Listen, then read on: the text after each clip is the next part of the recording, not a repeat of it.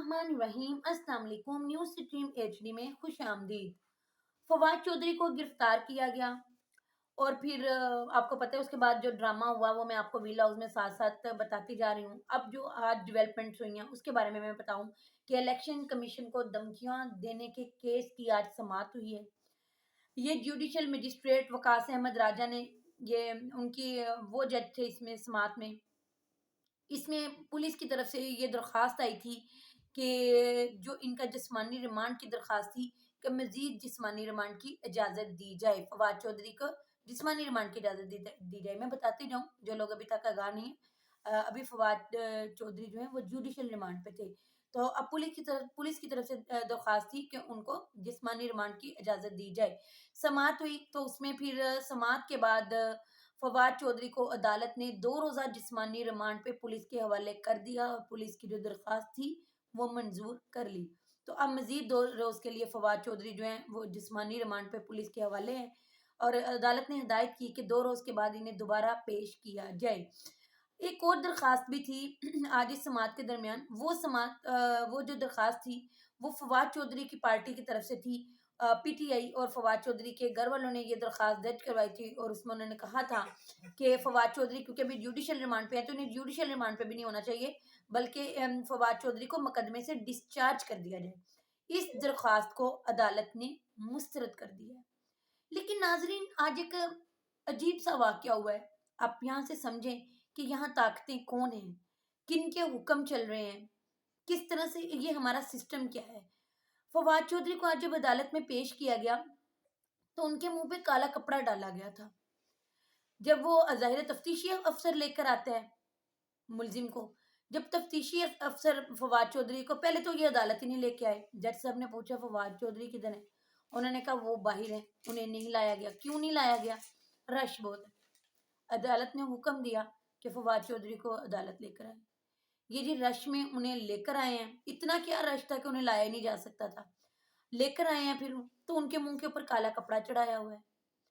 जज साहब ने पूछा कि ये काला कपड़ा इनके मुंह पर किसने दिया है? तफ्तीशी अफसर ने कहा मुझे नहीं मालूम किसने दिया। यानी कि आप सोचें, तफ्तीशी अफसर मुलजिम को ला रहा है, मुलजिम के चेहरे को काले कपड़े से ढांपा गया है। तो जब फाजिल जज ने पूछा कि ये काला कपड़ा कौन डालता है इसके चेहरे पे, तो तफ्तीशी अफसर कह रहा है कि मुझे नहीं पता कौन डालता है। तो फिर आप सबको पता है कि कौन क्यों बताने से गुरेजा है वो कि कौन डालता है, किसका नाम लेने की इजाजत नहीं है। खैर फाजिल जज ने हुक्म दिया तफ्तीशी अफसर को कि अब फवाद चौधरी पे काला कपड़ा नहीं डाला जाएगा।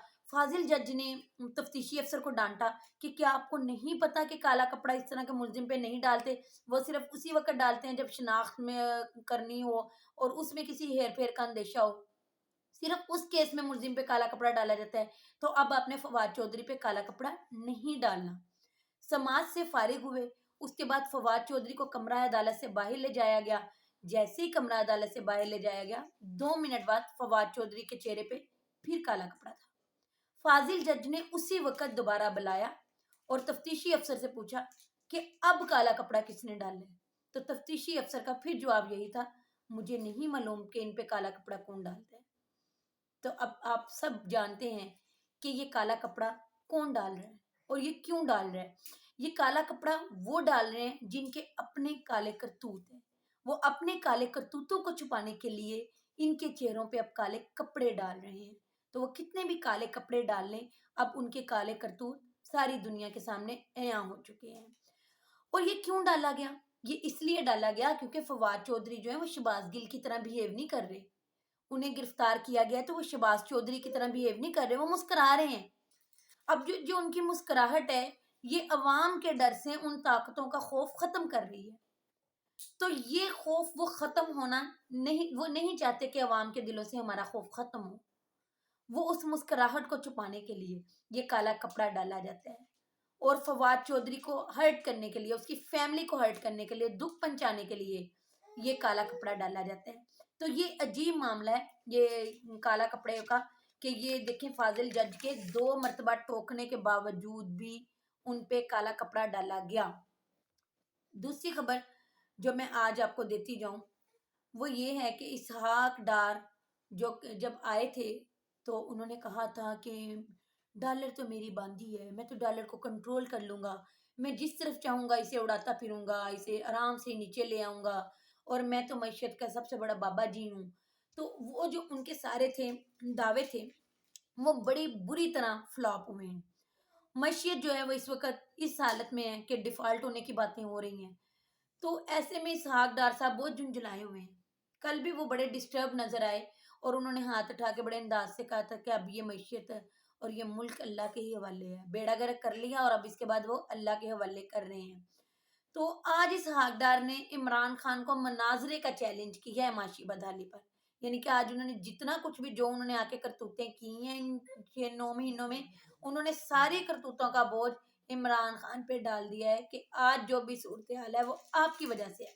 تو میں آپ کو مناظرے کا چیلنج کرتا ہوں، آپ آئیں اور معاشی بدحالی پر مجھ سے مناظرہ کریں۔ تو جی پی ٹی آئی نے یہ چیلنج قبول کر لی ہے، کیونکہ پی ٹی آئی کو پتہ ہے کہ انہوں نے کیا کیا، ساری عوام کو پتہ ہے، اب تو بچے بچے کو پتہ ہے کہ عمران خان نے کیا کیا تھا، انہوں نے کیا کیا۔ تو پی ٹی آئی نے وہ چیلنج قبول کر لیا ہے اور شوکت ترین نے کہا ہے کہ عمران خان کے ساتھ مناظرہ بعد میں کیجیے گا، پہلے تو میرے ساتھ آ کے مناظرہ کریں۔ میں آپ کو بتاتا ہوں کہ ہم نے معیشت کو کہاں تک لے کر گئے تھے اور تم لوگوں نے آ کے معیشت کا کیا حال کیا۔ تو آج ڈالر جو ہے وہ 276 روپے کا مارکیٹ میں ہے، اور یہ جو آئی ایم ایف آ رہی ہے، یہ 29 تاریخ کو آئی ایم ایف والے آئیں گے اور پھر 9 تک یہ رہیں گے ادھر ہی، اسی دوران معاہدے ہوں گے۔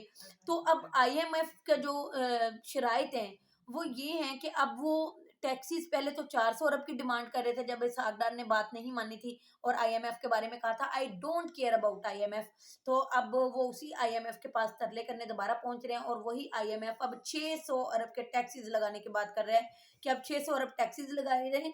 اور میں آپ کو ایک اور بات بتاؤں کہ اب جو بل ہم اتار چکے ہیں، جن کی ہم ٹینشن ختم کر چکے ہیں ساتھ ساتھ اتار کے، وہ بل بھی ہمیں اب دوبارہ آنے لگے ہیں۔ اب آئی ایم ایف کی شرط ہے کہ پرانے بلوں پر جولائی کے مہینے سے ایریئرز لگانے ہوں گے۔ اب یعنی کہ جو ہمیں بل آئے گا وہ ایک تو اس مہینے کا آئے گا، دوسرا پچھلے 1 مہینے کے ایریئرز لگ کے بھی آئیں گے، تو اب پرانے بلوں کو بھی دوبارہ پے کیا جائے گا۔